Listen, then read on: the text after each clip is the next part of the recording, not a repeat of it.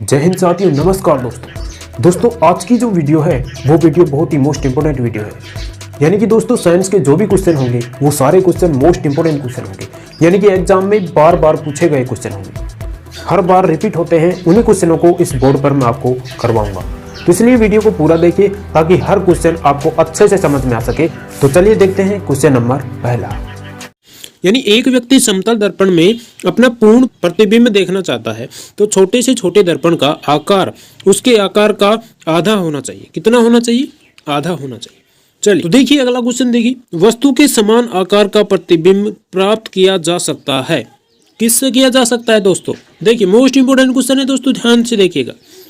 वस्तु के समान आकार का प्रतिबिंब प्राप्त किया जा सकता है। किससे प्राप्त किया जा सकता है बताइए, कौन सा ऑप्शन सही हो जाएगा? तो दोस्तों इसमें ऑप्शन नंबर डी क्या होगा? सही हो जाएगा। यानी कि समतल तथा अवतल दर्पण दोनों से, यानी वस्तु के समान आकार का प्रतिबिंब समतल और अवतल दर्पण दोनों से प्राप्त किया जा सकता है। ठीक है, इंपोर्टेंट क्वेश्चन है। ऑप्शन नंबर डी आपका क्या होगा? सही हो जाएगा। अगला क्वेश्चन देखिए 91 देखिए, वास्तविक प्रतिबिंब प्राप्त किया जाता है। देखिए मोस्ट इंपोर्टेंट क्वेश्चन है दोस्तों, ध्यान रखिएगा। वास्तविक प्रतिबिंब प्राप्त किया जाता है। किससे किया जाता है? देखिए दोस्तों 91 क्वेश्चन का मुझे आंसर चाहिए, बताइए फटाफट से।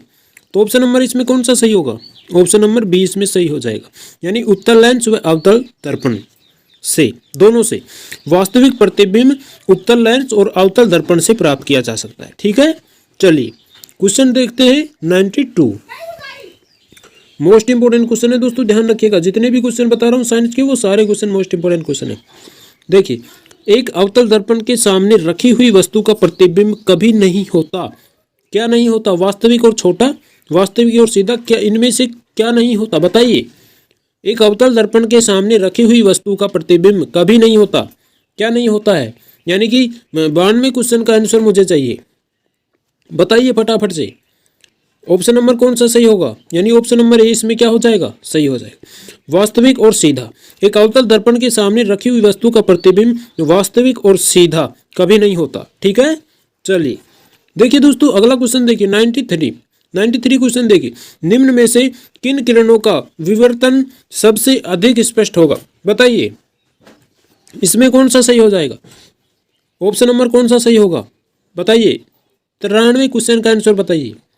तो इसमें ऑप्शन नंबर बी क्या हो जाएगा? सही हो जाएगा। यानी रेडियो तरंगे। किन किरणों का विवर्तन, यानी कि रेडियो तरंगों का विवर्तन सबसे अधिक स्पष्ट होगा। ठीक है, चलिए अगला क्वेश्चन देखिए, निम्न में से कौन सी प्रक्रिया अपवर्तन के कारण नहीं होती है? बताइए 94 क्वेश्चन का आंसर बताइए। तो इसमें कौन सा होगा सही? तो इसमें डी ऑप्शन क्या हो जाएगा? सही हो जाएगा। हीरे का चमकदार दिखाई देना। निम्न में से कौन सी प्रक्रिया अपवर्तन के कारण नहीं होती? हीरे का चमकदार दिखाई देना। ठीक है, चलिए अगला क्वेश्चन देखिए 95 क्वेश्चन देखिए, मोस्ट इंपोर्टेंट क्वेश्चन है दोस्तों। देखिए पेरिस्कोप किस सिद्धांत के आधार पर कार्य करता है? देखिए मोस्ट इंपोर्टेंट क्वेश्चन है दोस्तों, ध्यान रखिएगा। पेरिस्कोप किस सिद्धांत के आधार पर कार्य करता है? ऑप्शन नंबर कौन सा सही होगा? 95 क्वेश्चन का आंसर बताइए फटाफट से। तो इसमें ऑप्शन नंबर ए सही हो जाएगा, यानी परावर्तन। पेरिस्कोप किस सिद्धांत के आधार पर कार्य करता है? परावर्तन के आधार पर। ठीक है, ऑप्शन नंबर ए इसका क्या होगा? सही होगा। चलिए अगला क्वेश्चन देखिए 96, समतल दर्पण की फोकस दूरी होती है। बताइए, इंपोर्टेंट क्वेश्चन है दोस्तों, देखिए ध्यान से। समतल दर्पण की फोकस दूरी होती है, क्या कितनी होती है बताइए? 96 क्वेश्चन का आंसर बताइए। तो इसमें ऑप्शन नंबर ए क्या होगा? सही होगा, अनंत होती है। यानी समतल दर्पण की फोकस दूरी अनंत होती है। ठीक है, चलिए अगला क्वेश्चन देखिए 97, उत्तल लेंस की शक्ति होती है।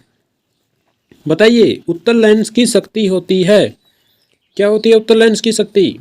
97 क्वेश्चन का आंसर बताइए, क्या हो जाएगा?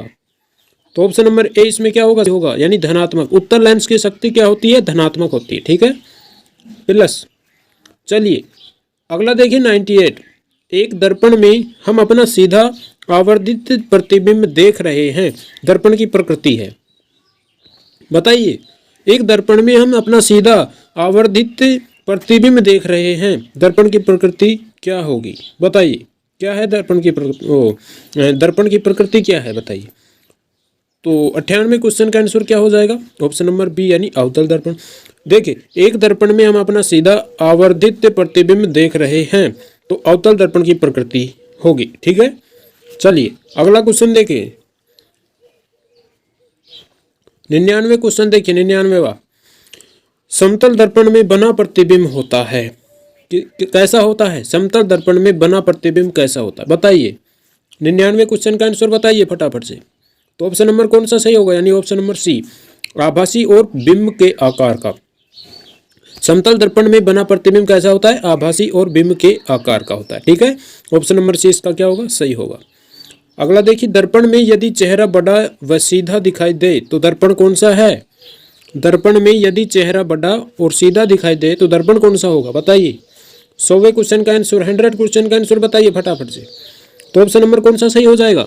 बी ऑप्शन इसका सही हो जाएगा। अवतल दर्पण, दर्पण में यदि चेहरा बड़ा व सीधा दिखाई दे तो दर्पण कौन सा है? अवतल दर्पण। ठीक है, चलिए आगे देखिए। 101 किस तरंग की तरंग दैर्घ्य अधिकतम होती है बताइए। मोस्ट इंपोर्टेंट क्वेश्चन है दोस्तों, बताइए किस तरंग की तरंग दैर्घ्य अधिकतम होती है। 101 यानी 101 क्वेश्चन का आंसर मुझे बताइए फटाफट से बताइए। तो ऑप्शन नंबर कौन सा सही हो जाएगा? ऑप्शन नंबर ए इसमें सही हो जाएगा, यानी रेडियो तरंग। किस तरंग की तरंग दैर्घ्य अधिकतम होती है? रेडियो तरंग की। ठीक है, तो जो भी क्वेश्चन बताएं सारे क्वेश्चन साइंस के क्वेश्चन है और सारे क्वेश्चन मोस्ट इंपोर्टेंट क्वेश्चन है। ठीक है, जो एग्जाम से रिलेटेड क्वेश्चन है। ठीक है, इसलिए हर क्वेश्चन को आप ध्यान से देखिए, अच्छे से रिवीजन करिए ताकि एग्जाम में आप धोखा ना खा सके और एग्जाम आप फाइट कर सके। ठीक है, तो मिलते हैं आपको एक और नई वीडियो में। जब तक के लिए जय हिंद, जय भारत, वंदे मातरम।